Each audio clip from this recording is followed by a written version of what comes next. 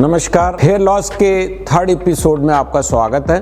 पहले एपिसोड में मैंने बताया आपको कि घर बैठे कैसे डायग्नोज करते हैं। 3 मुख्य बिंदु बताए थे मैंने आपको। एग्जामिनेशन हो गया, हिस्ट्री हो गया और ब्लड टेस्ट। फिर मैंने आपको बताया कि एंडोजेनेटिक एलोपेशिया, जिसमें यदि बाल पतले हो रहे हैं, ग्रोथ कम हो रही है, तो एंडोजेनेटिक एलोपेशिया, उसका दूसरे वीडियो में मैंने आपको बताया था उसके लक्षण क्या है, इलाज कैसे। अब मैं जो तीसरा या आज जो बताने जा रहा हूँ आपको, उसमें यदि आपके बाल बहुत ज्यादा झड़ रहे हैं, बाल का पतलापन प्रॉब्लम नहीं है, हेयर शेडिंग, तो फिर क्या हो सकता है। इसको यदि आपको पूरा समझना है तो आप मेरे वीडियो को लास्ट तक देखें, और इस पूरी सीरीज को यदि आप देखेंगे तो आपको पूरा एक तरीके से हेयर लॉस का एक पूरा आइडिया हो जाएगा। बालों का नॉर्मल झड़ना कितनी रेंज में आता है? यदि आपके प्रतिदिन बाल 10, 15, 20, इवन 25, 50 तक बाल भी झड़ रहे हैं तो नॉर्मल कैटेगरी में आता है। आप किसी पेड़ के नीचे जाते हैं, प्रतिदिन कुछ पत्तियां गिरी हुई देखते हैं, तो जैसे प्रतिदिन कुछ पत्तियों का गिरना नॉर्मल है, ऐसे ही कुछ बालों का गिरना प्रतिदिन नॉर्मल होता है। लेकिन आपने पतझड़ में देखा होगा, पेड़ पे बहुत सारी पत्तियां गिरती है, कई बार पेड़ पूरा गंजा हो जाता है, लेकिन 2 महीने बाद पूरा वापस जिंदा हो जाता है। ऐसे ही अपने बालों का भी पतझड़ आता है।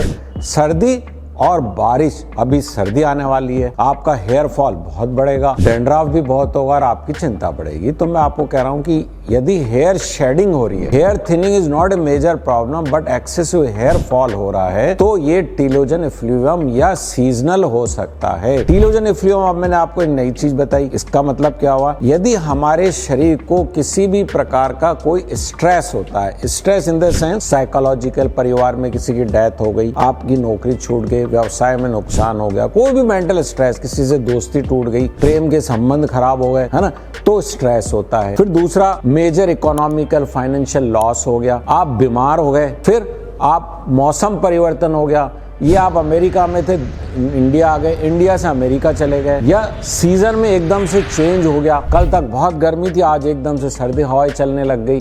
ऐसे में फिर कुछ लोग डाइटिंग करते हैं, क्रैश डाइट पे आ जाते हैं, एक दिन में किसी ने ज्ञान दे दिया और फट से आप सब बंद, बोले आज से मैं ये करूंगा। ऐसे में तेजी से हेयर फॉल होता है, और वो जो हेयर गिरते हैं वो मोटे बाल होते हैं, लंबे बाल होते हैं, उसके नीचे व्हाइट डॉट होता है। तो मैंने 3 चीजें बताई। हेयर फॉल हो रहा है, हेयर किस क्वालिटी का हो रहा है? लंबा है, मोटा है, और उसके नीचे क्या है? व्हाइट डॉट है।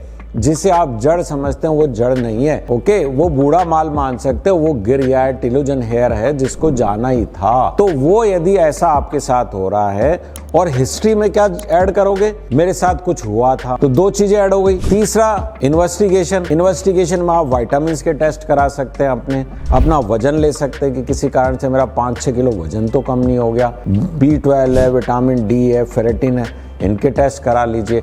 तो हिस्ट्री हो गई, एग्जामिनेशन हो गई, पेशेंट की आपकी कंप्लेंट हो गई और टेस्ट हो गया। इसके बेस पे आपने डायग्नोज कर दिया आपका टीलोजन इफ्लुवियम है, या सीजनल है, फिजियोलॉजिकल है। यदि सीजनल हेयर लॉस है तो आप चिंता मत करिए, आप अपनी प्रॉपर डाइट मेंटेन करिएगा, एक्सरसाइज करिएगा, स्ट्रेस मत लीजिएगा। लेकिन यदि टीलोजन इफ्लुवियम है, मीन्स किसी कारण से स्ट्रेस, जो मैंने सारे कारण बताया, मैं रिपीट नहीं कर रहा, या न्यूट्रिशनल है, आपने विटामिन के टेस्ट कराया, उसमें कमी आ गई, तो डॉक्टर को कंसल्ट करके वो सारे विटामिन लीजिएगा। यदि बहुत ज्यादा कम है तो इंजेक्टेबल लीजिएगा, डाइट को नॉर्मल करिएगा, स्ट्रेस बहुत हो रहा है तो किसी से कंसल्ट करिएगा, एक्सरसाइज करिएगा, और कतई चिंता मत करिएगा, ये 100% टीलोजन इफ्लुवियम रिकवर होता ही होता है। लेकिन यदि आप स्ट्रेस कंटिन्यू करोगे, तनाव में ही रहने वाले हो, तो आपका ये हेयर फॉल का पीरियड है बढ़ता जाएगा। और यदि आपको पता लग गया आप डाइटिंग कर रहे हैं, आपका न्यूट्रिशनल लॉस है और वो कंटिन्यू होता रहा, आपने करेक्ट नहीं किया, तो फिर वो परमानेंट हेयर लॉस भी हो सकता है। अतः सिंपल ट्रीटमेंट है टीलोजन इफ्लुवियम का। जो कॉजेटिव फैक्टर है जिस कारण से आपको स्ट्रेस प्रेसिपिटेट हुआ था, उसको ठीक करिएगा, अपने न्यूट्रिशन को ठीक करिएगा, एक्सरसाइज करिएगा। यदि आप एक्सेसिव स्मोकिंग या अल्कोहल इन दिनों ले रहे थे किसी तनाव के कारण, उसको बंद करिएगा।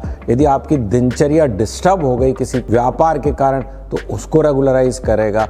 ये आपको रेगुलराइज करना ही पड़ेगा। जो भी सडन चेंज आया है आपकी लाइफ में, उसको आप वापस धीरे से नियमितता पे ले आइएगा, डाइट को ले आइएगा, तो आपका हेयर लॉस कंट्रोल हो जाए।